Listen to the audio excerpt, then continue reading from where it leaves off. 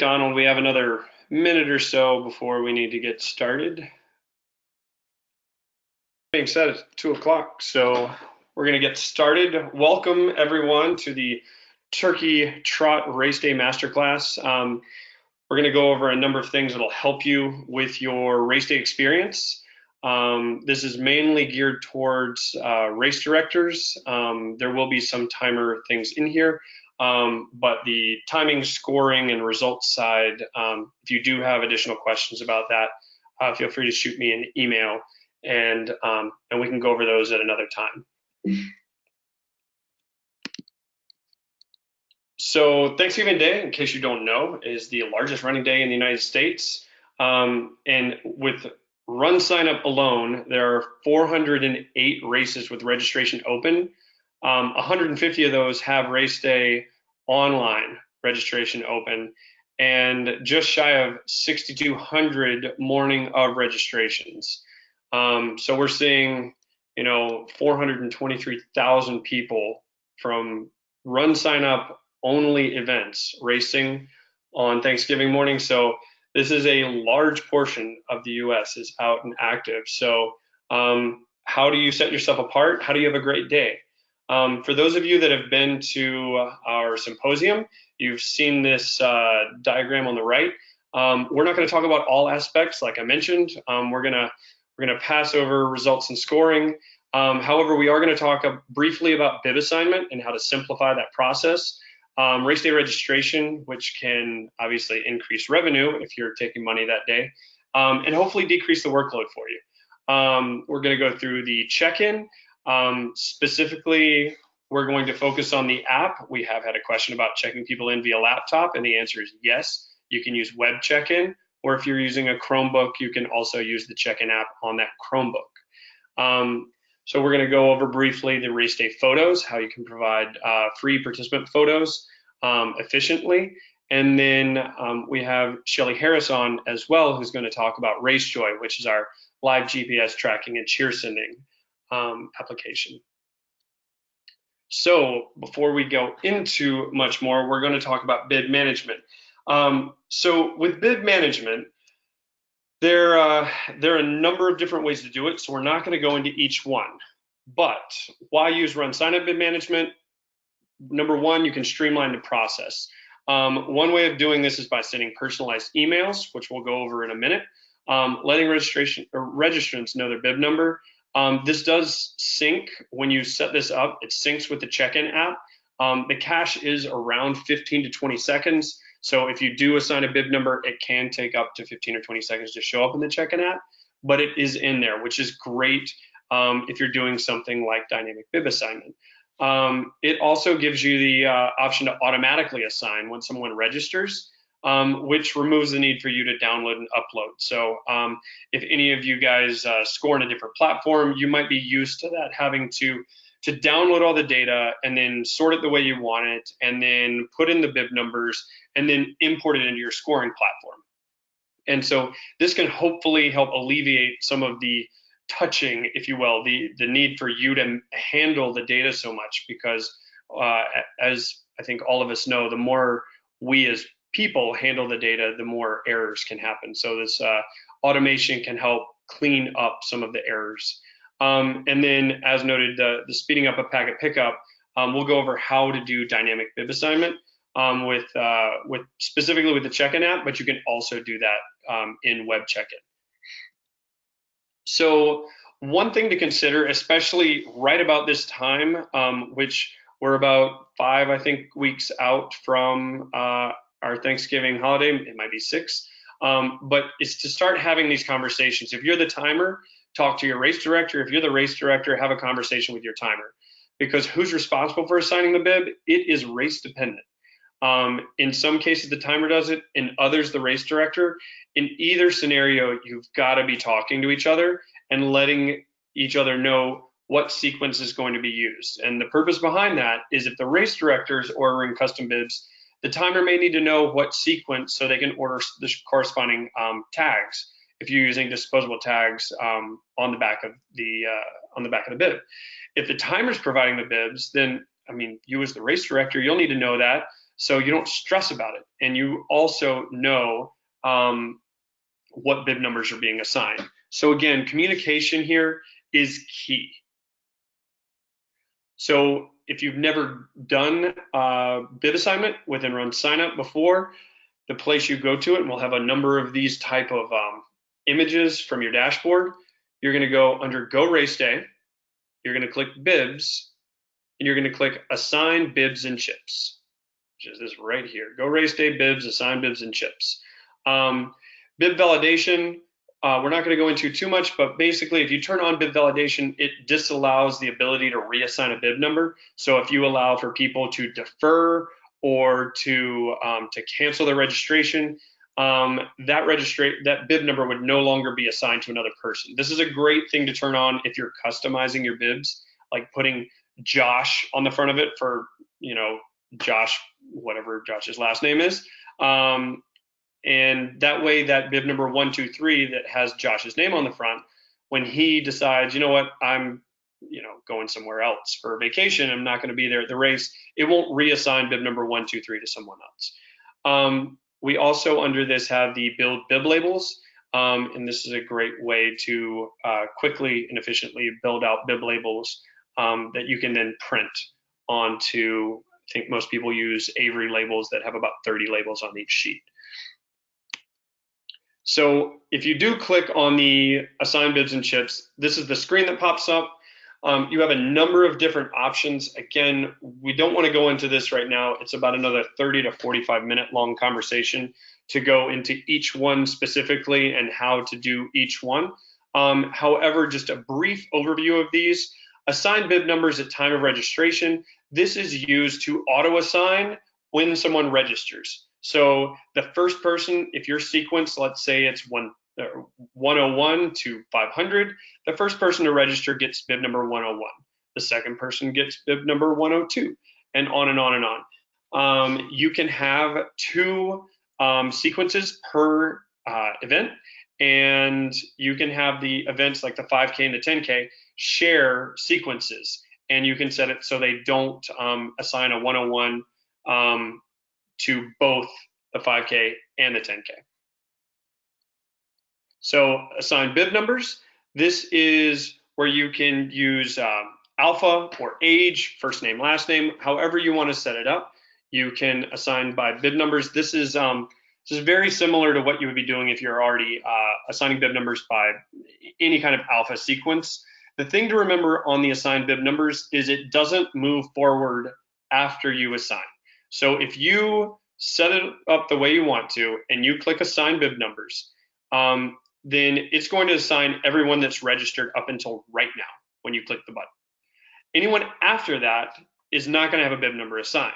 So you can still do the assign bib numbers at time of registration after you do this, and it just kind of tacks on to the end. But it is something to consider if you're just assigning bib numbers. All those late registrations are not going to have bib numbers in RunSignup. So manually assigning the bib numbers and chip numbers is it basically brings up a matrix where you can type in the information that you want. This is great for smaller events that you have a very strange sequence, but there's not a lot of use cases for this, but it's good to have just for those handful of events that do want to use it. Import bib and chip is exactly what it sounds like. You're going to normally download your data from RunSignup. You're going to assign those bib numbers, and then you're going to import up reg ID and bib number and chip number if you want to. But definitely you need the registration ID and bib number. And when you push that back up, you can do however randomized you want it to be pushed back up to assign to those folks. The clear assigned bib and chip numbers is exactly what it sounds like. You can clear out anything that you've done. It does not delete people out of RunSignup, but do be mindful when you clear this out that you are clearing out everything that you click to clear. And then the last one I was going to talk about is the setup group and team. If you do have relays and they need a relay bib where all the people in this team have the same number, that is where you would do it. But if you're going to use this function, the setup group team bib assignment, please talk to your timer and make sure that they can manage that their scoring software will manage that effectively. Because like if you're timing with, say, run score, it doesn't like things labeled as this group team bib assignment, whereas race director does like group team bib assignment. So definitely talk to your timer in regards to if they want group bib assignments. So, and as we talked about, once you get those bib numbers in there, you can schedule a pre-race email with replacement tags. So if you go into your email, you can click current participants, you add those current participants. You can even schedule this out right now. So there is no reason why you can't go in and schedule this out with a send email later on the day before and the time you want to send it. And if you scroll all the way to the bottom, you'll see a show button here. So if you click the arrow down on the show, it brings up these replacement tags. So all you have to do is copy what's on the left, that tag, and paste it just like this into your email. So what this email on the right is going to do is that when it goes out to the people that have registered at the time it sends, there's going to be a QR code at the top. The bib number for that person is going to be directly underneath it, and then it's going to have the bulk of the information. You could also use replacement tags for first name, last name to make it more personalized. But the beauty of this is, especially with that QR code, if you're using the Checkin app, is you can scan that QR code off of their phone or off of their printout, and it speeds up that packet pickup process. The same thing happens with the bib number. If you're not scanning, they already know what their bib number is. So again, speeding up that packet pickup process. So on to race day registration. We've got that ball of paper there because the idea here is we are getting rid of paper registrations. So some benefits here are keeping registration open to the last minute, bypassing the latecomer request and angst, and offering the participants flexibility as to where to register or how to register. And with this integration, there potentially is no manual entry for the timer, which reduces workload and streamlines the process. For those of you that are timers, you know how much fun it is to get the doctor's handwriting that they filled out 3 of the 12 fields that they should have filled out on race morning because they're late. So all you know is the name is Pat, there's no last name, there's no sex, there's no age, but you know Pat is bib number 555 or something like that. So you have to wait until the end to find bib number 555, figure out if they're a male or a female, and figure out what their age is so that you can actually score them appropriately. So by using the race day registration here, you're going to capture that completely. So using race day registration, I realize this is a little content heavy. However, we're going to read through this. I'm going to explain to you why, and then we're going to go through the process so you can actually see what it looks like. So number 1, 3 things to think about before before using race day registration. Number 1, make sure you have an internet connection on site, whether it be a MiFi or a tether to a phone, or you have Wi-Fi available through like your YMCA or wherever you're holding the event on race morning. Also, verify you have a computer, Chromebook, tablet to use. So personally, I would strongly advise you to use a computer or a Chromebook for race day registration, only because in my experience, using a tablet, people don't like typing on tablets. For Checkin, it's great, but for things when they have to type in their own information, they like having a keyboard. It's what people are used to. So definitely make sure you have a computer or a Chromebook that can access the web on race morning. And then the third thing might sound a little bit counterintuitive to some of you, but it's to confirm that the event on RunSignup has online registration open. So race day registration still utilizes RunSignup's online registration. You can limit the registration to only be on the or through race day registration. However, you do have to have online registration on. So if you go into your you go into your race, you have to make sure that your pricing sequence and everything like that is open until whatever 15 minutes before the race begins. So once you make sure those three things are done, now we're going to go through the rest of it. You're going to go into your race dashboard. You're going to navigate to go RaceDay on the left under RaceDay registration and expo mode, and you're going to enable private expo mode. And again, we are going to give you a checklist after the fact, so you don't have to take notes feverishly on this. And then we're going to run through it so you see what I'm talking about. So then you're going to enter your expo mode password. This password's only used once per device to access expo mode. And then you're going to enter in your offline payment password. This is kind of like your cash payment. So the assumption is when you enter this in that you're accepting cash or check from that. And then you're going to go in and enable fast registration for expo mode. And there you navigate there through race registration, fast registration options. And then you click enable fast registration. So the reason why we're going to enable fast registration, it allows you to remove some of the questions from registration. And the reason why we suggest using expo mode over, say, kiosk or the sign up app is it supports multiple registrations at the same time. So Thanksgiving is a perfect example of this, where families come and register and they don't want to have to enter dad and then mom and then child 1 and then child 2 and have to swipe their card 4 different times. So this ends up saving them money as they can register in all these people at the same time. Also, it supports teams. And so as we go through here, again, I know some questions are coming in. We will get to those questions at the end. So keep asking them if you have them, and we will get to them at the end.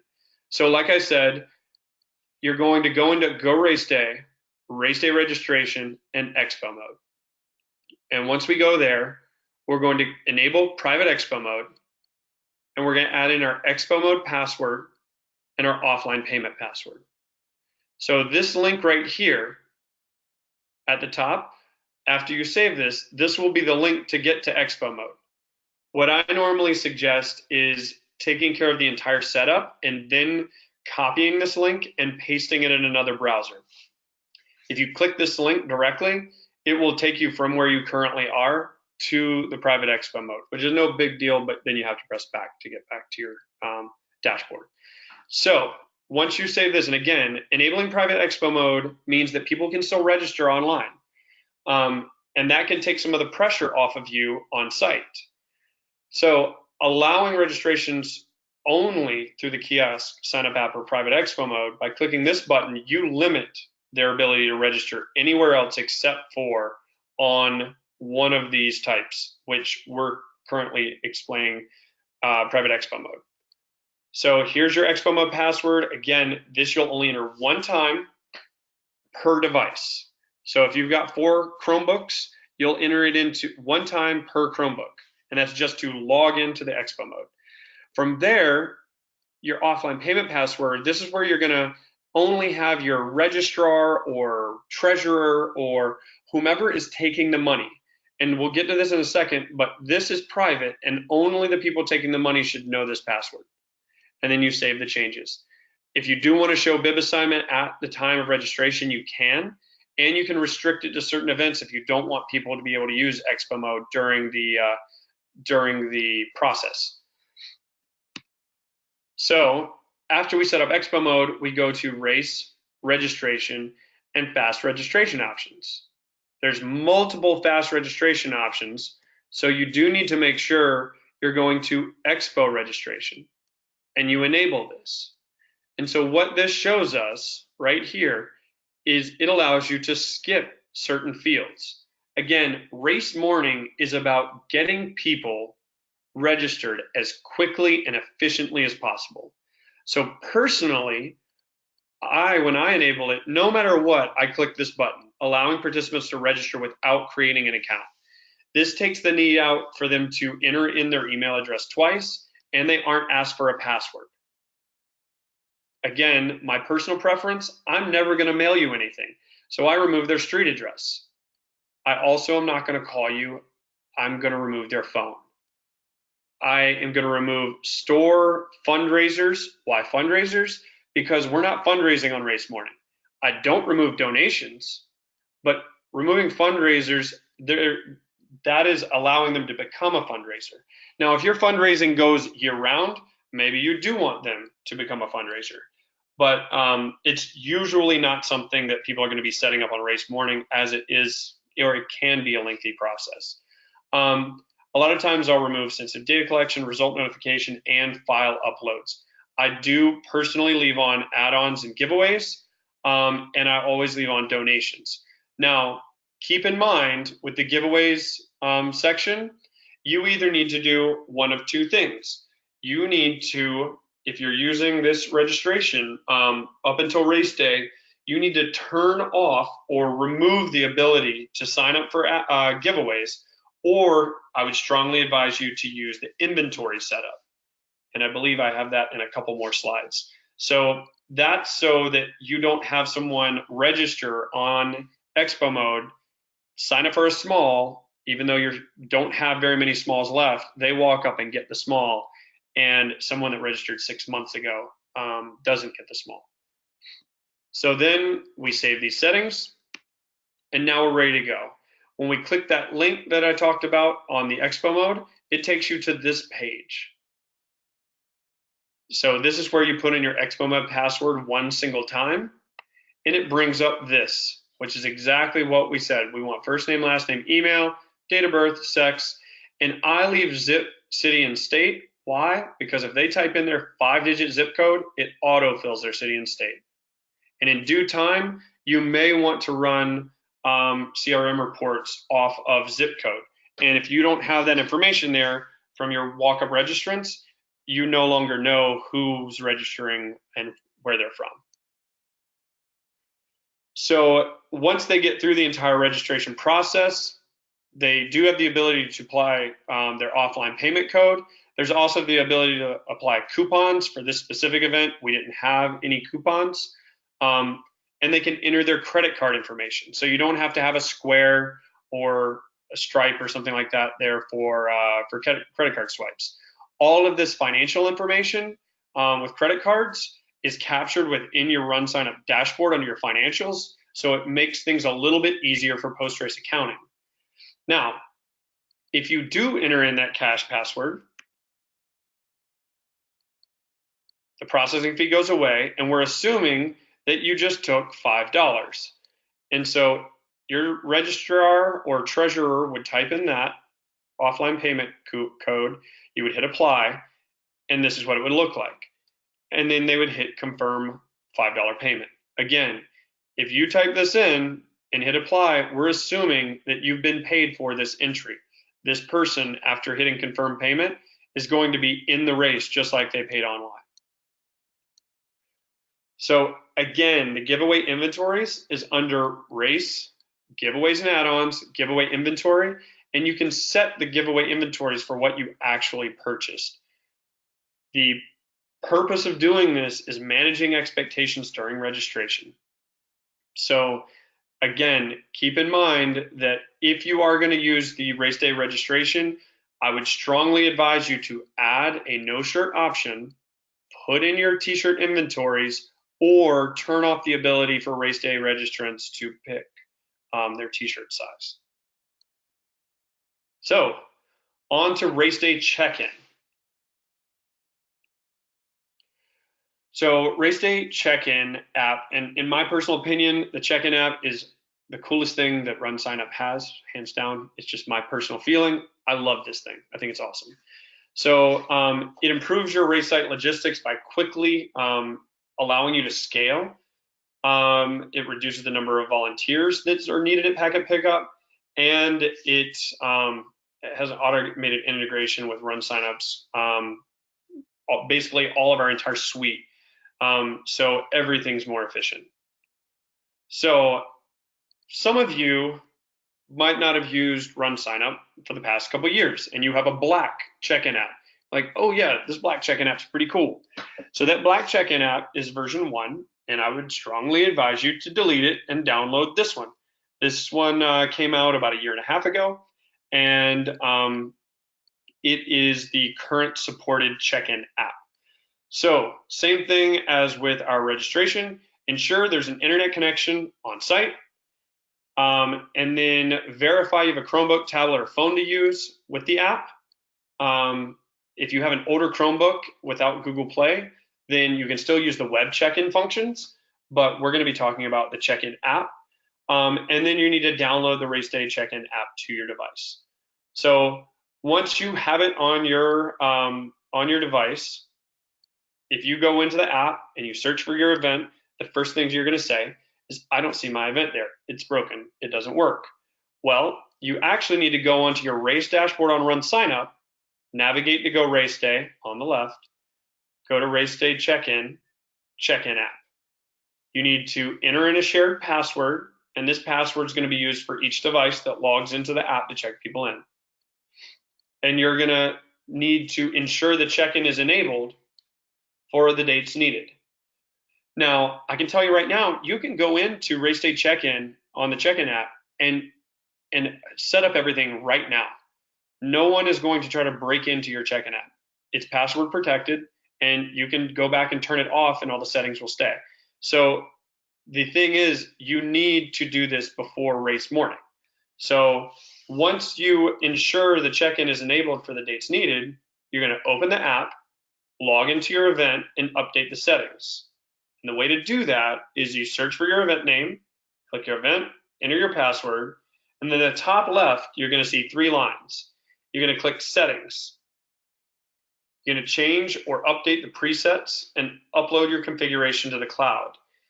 The benefit of doing this, especially if you have multiple devices that are going to be used that day, is all of the devices can download your app settings in the same process. All they do is go hit the top 3 lines in the top left, click Settings, scroll to the bottom, and all they'll have to do is click Use and whatever you named your configuration.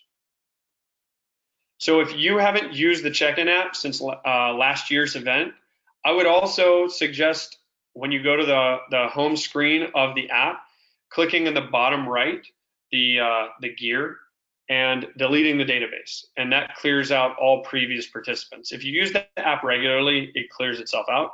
But if you don't and you want to just make 100% sure, you can go to the bottom of the app, bottom right, there's a gear. And if you hit that and the red delete database button, it clears out the database from last year's event. So setting it up. So what we do is, again, we go into Go RaceDay, RaceDay Checkin app. We set our shared password and we put our hint in there because I'm not smart enough to remember what all my passwords are. And then I go in and I enable my check-in, and see, I have mine for this event enabled from 10:01 to 11:30. Why? Because it's 10:16 today. Now I can go in and do this so far in advance so I'm not stressing about it in the busyness of race week. And so now you can go in, find your race in here, you click the top 3 buttons, you go into settings, and you can change all your settings. And once you've updated your settings, you can go in and check people in.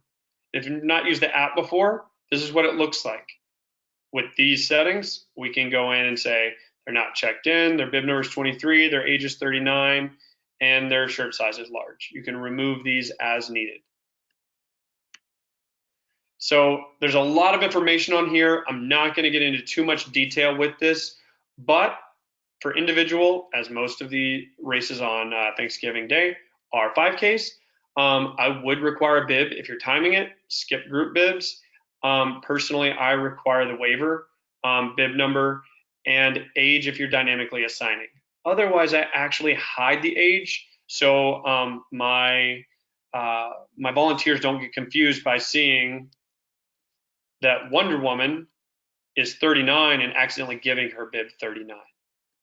So by removing the age, they only see bib 23. So they don't see 2 things on there.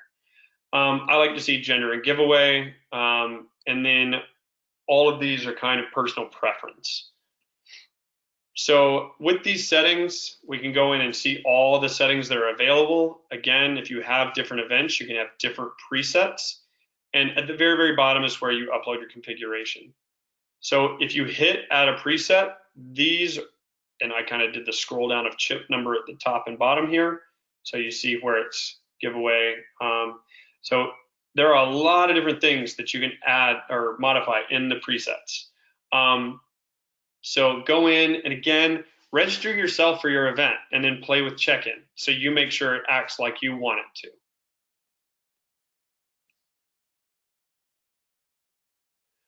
So dynamic bib assignment. There's a couple different ways to do dynamic bib assignment within the Checkin app. So you're going to want to require a bib number, and you see how Clark Kent here does not have a bib number. It's not applicable. Does not have one. So when you hit Checkin, this is what shows up. And so you can type in 555 and hit assign, and it gives you a confirmation screen that his number is 555. And then about a few seconds later, it syncs, and again, now Clark Kent is in your participant list as 555. Well, you can take it one step further. What if you have a barcode or a QR code that corresponds to your bib number on your bib? So if that's the case, you can, again, we're going to check in Wonder Woman this time. So also does not have a bib number in there. So when we hit check-in, the camera opens. First time around, you do have to allow the camera to be used. And so it'll scan a barcode and it'll punch it in for you, just like that. And you hit assign. If it's wrong or it's not scanning, you can hit cancel right there and it brings up the same thing. You can type it in just like before and then hit assign. And now again, gives you the confirmation screen, and now Clark Kent and Wonder Woman are checked in with their respective bibs. So after the fact, the beauty of the Checkin app, I talked to a lot of people about the Checkin app, and I asked them how many people checked into your event last year if they were just doing it normal. And they said, oh, we had about, 400 of the 500 people checked in probably. And it's that probably. The beauty of the Checkin app is for this event, 988 of the 1,100 people checked in. And this is how many people checked on what device. So you can see per device how many people checked in. You can download the people or download the people that didn't check in. You can see how many people per day. Or if you scroll down from this, you actually get over time how many people checked in. The benefit here is being able to plan for the future. So it's not going to help you necessarily this year, but looking at this data, which you can find on Go RaceDay, RaceDay Checkin, Checkin app summary, you get these and you can say, well, look, maybe for this event, from what, if you scroll over these, it actually gives you the amounts and the times, but from 7:20 to 8 o'clock, maybe, or 7:45, maybe we need a couple extra devices because this one device checked in 30 people for these 5-minute periods, and that person might be overloaded. So looking at this after the fact with your post-race action plans might be a really good way to figure out if you need more volunteers or if you have too many volunteers. So some other things that you can do with this, when you check someone in, this person, the Incredible Hulk, hadn't signed the waiver. So if you require the waiver in your setup, you can require them to sign the waiver. They can view it by clicking here, sign it with their finger and hit agree, and now you have their waiver signature. Same way on the app, you can also do these simplified check-in stats. So if you're the race director and you want to know how packet pickup's going, but you're sitting at the start line, you can now open up the app, click up here, and go to check-in stats, and you can get a breakdown per event of how many people have checked in. So it's super helpful on the fly. So how to optimize RaceDay check-in. You enable it beforehand, set your presets, ensure that giveaway inventories are set up. I always tell people to register themselves, to test things out, get there early to packet pickup to ensure the volunteers and staff both download the presets and understand how to use the app, and then you can monitor things while on site and then review check-in reports post-race. So now on to RaceDay photos and finisher certificates. So if you're uploading photos or creating finisher certificates, when people click on their results on RunSignup, they get these two links right here. how to set these up. And this is a picture on RunSignup, and you can put logos on it. And behind are finisher certificates. This one is not customized, and this one is. And it's a little fuzzy, so I apologize for that. It's just a bad screenshot. So the beauty of this is it decreased costs associated with hiring photographers and using RaceDay photos. Now, for a number of events, there's a benefit for having photographers, but if you are a smaller event and you want to provide the same kind of experience, someone could take pictures on their phone, or someone could take pictures on a nice DSLR, and you could upload these after the facts. The photos will automatically appear alongside each participant's results, and you can watermark them and upsell your sponsors to be on the photos. And you can also design custom finisher certificates to make your race results stand out. So just a quick way of setting up and adding photos. You go into Photos on the left-hand side, Setup, and you can set whatever you want to in here in terms of public or private, allow for searching, allow for tagging, and then you can add a watermark, and you can say where you want that watermark. And then you can put in watermarks and you hit Save. Then all you have to do is go into Upload, and you click here to add files. Simple as that. It's a very simple process. So I always tell people to go in and test it out beforehand. That way you know how it works. And I think you'll find it very easy to use. In terms of the finisher certificate, you go under Results, or go RaceDay, Results, Customize Finisher Certificates. And so all you have to do is, I believe I have this, nope. All you have to do is you can upload your own, and it gives you the dimensions. Sorry, I've blocked it out with this little thing, but you can, it gives you the dimensions that you can make, and you can template these out, or you can use RunSignup templates. So if you had an Easter event, this is one with Easter eggs in it. But there's some really, really cool use cases of finisher certificates. And the same way with emails, you can send out a post-race email with a custom replacement code in for your finisher certificate, which people can print out and keep for themselves. So that being said, I think we're going to go into RaceJoy, and Shelly's going to take over. Great, thanks, Chris. Chris just covered a lot of tools that you can use for on your turkey trots to kind of streamline the process, gain efficiencies, and reduce the workload. And for those of you that aren't familiar with RaceJoy, and I see a lot of you on the call that are, RaceJoy focuses more on the participant side of things. You could certainly use it for different things for operations that I'll touch on, but I'm going to cover a little bit of, not too much time, but just to share with you a little bit about ways that you can maybe differentiate your turkey trot. So if you're not familiar with this already, but RaceJoy is available through certified timers. So check first with your timer to see if they're certified, and they should be able to offer you a discounted price, and also they can take care of getting your maps loaded and things like that. So we can go to the next slide. Okay, so just to cover the kind of the basics of RaceJoy. RaceJoy, the key foundation feature of RaceJoy is tracking people's phones.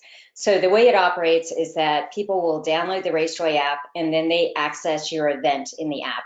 And then it's an opt-in approach. So they don't, not all the registration data is tied to the app. It really is up to the participant. If they want to be tracked on race day, they go into the app, they enter in their information, and then they activate tracking on the day of the event. So one of the great things about RaceJoy and turkey trots and Thanksgiving is that, it's Thanksgiving morning, people are making their stuffing, and it's cold outside, and they don't want to go to the race, but they want to support their family that's going out to the turkey trot. Well, they could stay home and track them from home, but it also is helpful at the race site, because then they could see exactly where they are and watch their blue dot move as they complete your course. And then the other part of tracking with RaceJoy is sending out progress alerts at every mile. And this is done without timing equipment. I know we have a lot of timers on the call. you may have a 5K at Turkey Trot that you're doing finish alerts or you're providing that finishing information, but you don't want to put out a bunch of timing equipment. RaceJoy is a great way to supplement what you're doing. And again, it is based on the person's phone as they cross mile markers on your course. This is a great opportunity for sponsors to be showcased. So if you have a sponsor you want to get some extra value to, every alert that goes out, the alert that's shown on the screen, that is what a participant or a spectator would see. So each of those alerts that goes out will showcase, you can showcase a sponsor. And there's a number of other ways you could do that. And if you're interested in that, you can email me and I could send you a video that could be shared with prospective sponsors.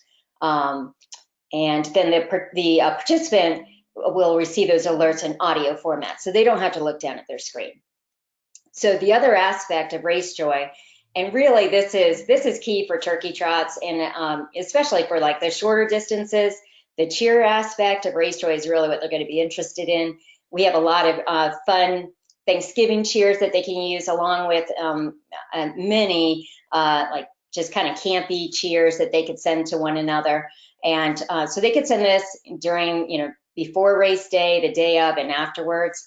And this is a great way to kind of add to your Thanksgiving theme and just kind of create some fun. And I have a sample of one that I'm going to share, and hopefully this will come through okay.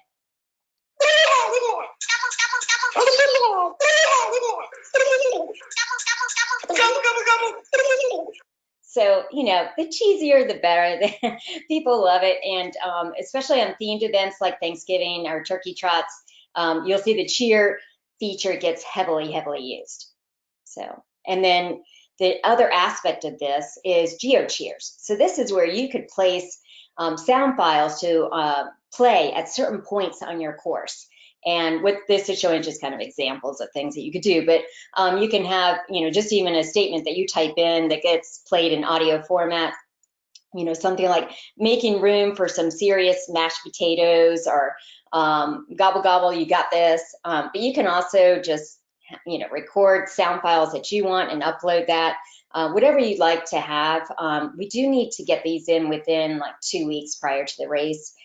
So if you want to have something that's unique and custom, then you want to get that done sooner rather than later. And again, this is something that you could work with your certified timer to get loaded as well.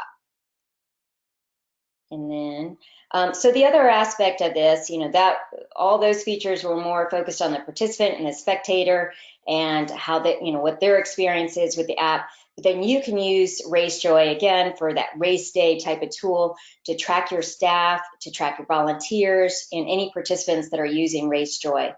There is a progress board, so you can see how things are going on the course.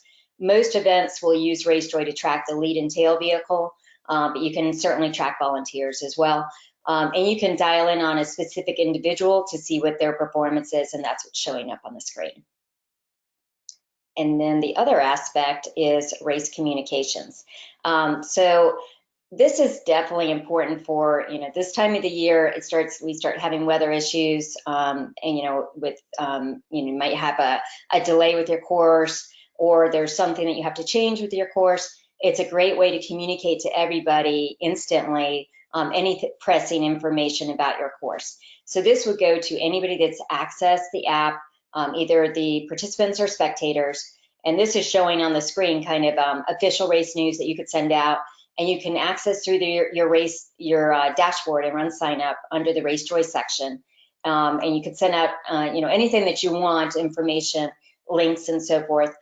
The other aspect of the communications is that you can send out audio alerts or audio communications to individuals, or say you have, something you want to tell everybody at the half marathon, a group of runners or the entire course. And you would do that, and that's using text-to-speech technology, and you would use that through your dashboard, and you're just entering the information, then it gets played instantly. So you have kind of two ways to communicate with people, and it's a highly effective solution, and definitely something you could consider to use as your communications tool. So how do you get RaceJoy added? And we'll cover that in the next slide. Okay, so first, again, check with your timer, see if he's certified. If he or she is certified, then the only thing you would need to worry about is promoting that RaceJoy is available, and then they take care of the rest. Now, if you want to go direct, you can certainly do that. You need to make sure that your race is enabled 2 to 4 weeks prior to race day. You do that through your dashboard in RunSignup. And then you can customize content sections. I didn't really cover that, but there is several sections that you can cover, or you can customize. And then the most important thing is getting your course map loaded, and we would need that within 2 weeks of the race. So you can go ahead and get it activated now, and then load in your course map later, and then adjust it. And then, of course, you can add in those geo-based audio messages, and then just make sure that the map is correct. But again, you would need to promote that RaceJoy is available. The usage of RaceJoy is really dependent on you letting people know that it is available. So with that, I'm going to hand it back over to Chris. All right, thanks, Shelly. So the big take home here, ensure you have internet access on site. Confirm how you're assigning the bibs. Again, it's a great time to touch base with your timer or your race director. Enable the Checkin app and Expo mode with fast registration. Test register yourself and check in advance. I can't say this enough times that people want to ask, like, how does it work? Well, the easiest way to see how your athletes or what they're going to experience is just make up a fake person, give yourself a 100% discount code or a cache password, and register yourself so you see what it's like. And then use the Checkin app and check yourself in, and then uncheck yourself in, and then check yourself in again. And just that's how you can train your staff and volunteers. Then leading into the race, send out a pre-event email with a QR replacement tag. And then either use giveaway inventories or turn off the collection of giveaway information. Ensure the person handling the money knows the offline payment password. That's a great way to panic on race morning when your cashier realizes they don't know how to get people through that portion. Then offer RaceJoy to differentiate your turkey trot and have an awesome race. So again, this is delivering an efficient and integrated turkey trot with the RaceDay suite. So don't serve mashed potatoes without the gravy. So we have some questions on the panel. Chris, if you want to, can share with you if you want to cover them. Yeah, sure. Okay, so some of them we answered, but it's good to kind of go back through them. You started the call off, but it's good to make sure everybody knows about, is there a way to check people in via the app or via laptop? And the answer to that is yes. So there is a web check-in function. So Lindsay, if you want to go to Go RaceDay on your dashboard, and then RaceDay check-in, and under RaceDay check-in, it's the third thing down is web check-in. And so at that point, you can check people in off of a laptop. So the thing about web check-in, if you think about it a little bit more, you don't want necessarily a volunteer to have access to your back end of your dashboard. If it's you, no big deal. If it's a volunteer, you want to limit or delegate the access out. So two things you can do under that same RaceDay check-in. You can go to the web check-in customization, and you can add and remove the fields that you want them to be able to see. And then with the delegate access, when you click delegate access, which is the blue button on the right, you can generate a link and put that link onto other computers or other Chromebooks. And you can have people who aren't logged in to RunSignup with that dedicated link, checking people in on multiple laptops. So again, you can scale that one as well. And then you do, once you generate a link, you have the ability to cut off the link as well at any point. So you can generate multiple links if you need multiple people to have different, like if you need your admin to have like changeability, and you need your check-in to only have the ability to see name, age, sex kind of thing, and t-shirt size. So yes, there is a way to do it, and it is under Go RaceDay, RaceDay check-in, and web check-in. Okay, so then we had like two questions around this, but basically what is the purpose or the benefit of the Checkin app? So the benefit of the Checkin app is you don't have to have paper anymore. So a lot of people, if you rewind maybe 10 years ago, most people were cutting off registration on, say, Wednesday, so they could download everything off, give it to their timer would assign bib numbers, and then the timer would send it back over with an alphabetized list. And that was how they checked people in. And any walk-up registrations were written on a piece of paper with their bib number written on the top, and this paper had to get sent over and hope that it wasn't raining or windy or something like that, and then somebody had to type it in. So the benefit here with Expo mode is that as someone registers, it syncs in about, I think I clocked it this past weekend, and it took somewhere in between 5 and 20 seconds for someone who registers in Expo mode to display in the Checkin app. And the beauty of Expo mode is it does take into account your inventories. So if you run out of smalls, it's going to say small in gray, and in parentheses beside it, sold out. So you can more efficiently manage your giveaway inventories, and it's a direct line of integrated communication in between the registration and check-in.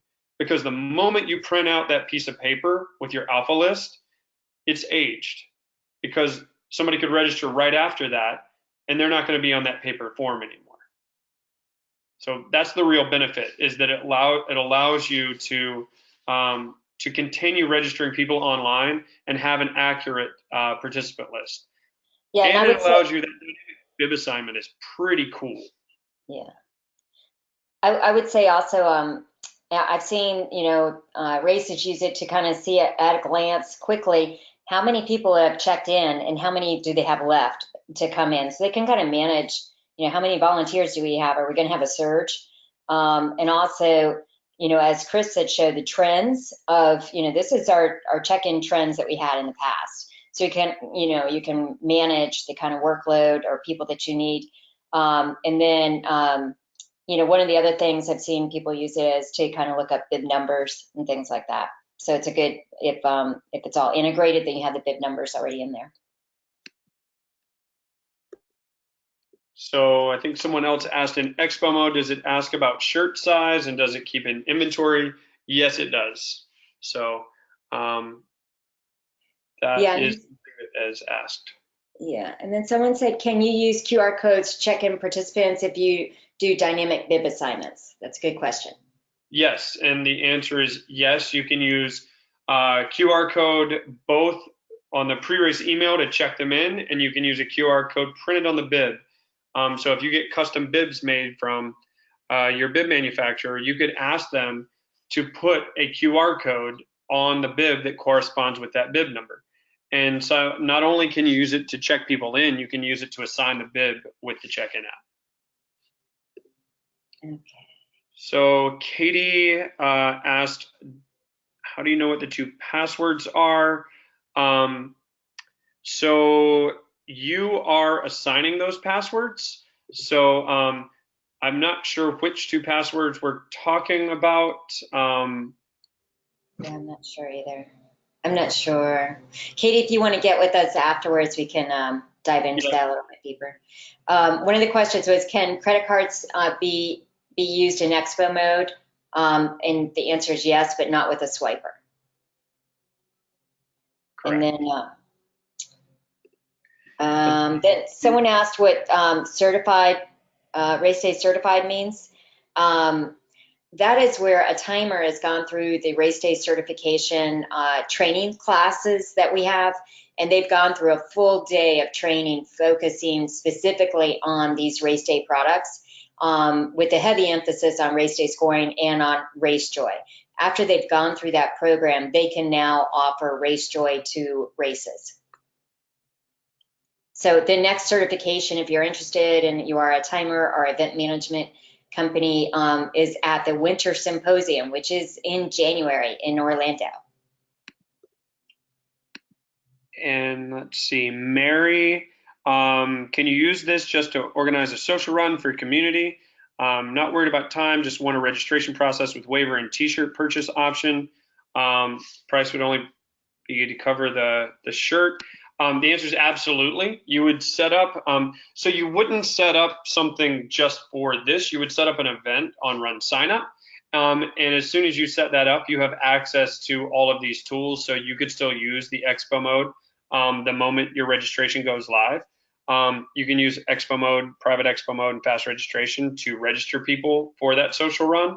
And in that case, you might not necessarily need to use the Checkin app. It may be a neat feature for you to use, just so you have data as to who registered and showed up versus who just registered. Sometimes tracking that kind of stuff, if the event ever grows, is nice. Like, that data is nice to have. So let's see. And then someone was asking, what do you do about race bags for people who sign up after you put the race bags together?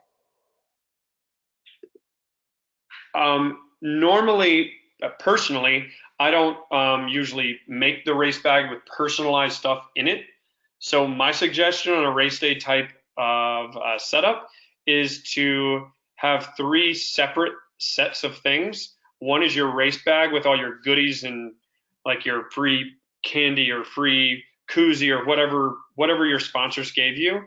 That's one thing. Then I have the bibs as a second thing, and I have the t-shirts as a third thing. And the reason being is most of the time on Friday, you're doing packet pickup at a different place than you might do it on site on Saturday. And so it's a lot easier to transport bibs 1 through 500 when they're in order, and the shirts in stacks of smalls and stacks of mediums and stacks of larges, and those bags just kind of tossed into a cardboard box, versus if you put the bib and the shirt into the bag and then transport those around, it's a lot harder to thumb through all the bags, especially at scale. You know, for a smaller event, a 100-person event, it might not be that big of a deal.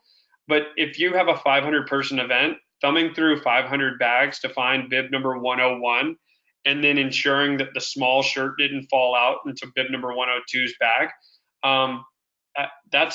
personally, that's how I would suggest setting it up. It just doesn't take that long to grab a bib and grab a shirt and put it into the bag live. It might take you 1 additional volunteer, or maybe 2, but it doesn't increase the time that much in the check-in process.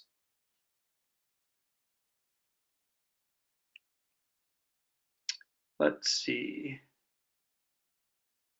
All right, someone asked if there's going to be a replay link, and we are going to be sending this out to all the attendees, so you'll be able to replay the webinar. But we're also going to be sending you a checklist of all the how-tos and the steps you need to take that to accomplish everything that Chris covered, and also about RaceJoy. And with that checklist, there'll be links out to other kind of supporting tools and things like that. Well, if there's no other questions, then thank you all for joining in. We appreciate it. And best of luck with your turkey trot. And if you do have any questions, please feel free to reach out. Thank you.